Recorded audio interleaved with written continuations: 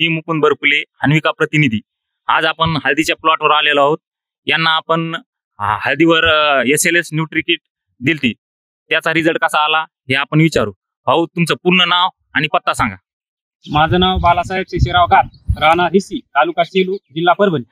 तुम्ही न्यूट्रिकिट वापरायच्या अगोदर हळदीची पोझिशन काय होती?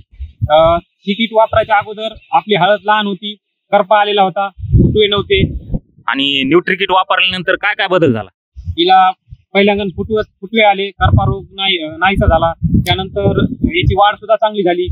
आणि तुम्ही हळदीमध्ये मिरची लागवड केलेली आहे, तर मिरची मध्ये काय काय बदल झाले? मिरचीचे जी आपण पहिली अशी वाकडी होऊ लागली, ती अशी लांब मिरची झालेली आणि माल बी भरपूर आहे।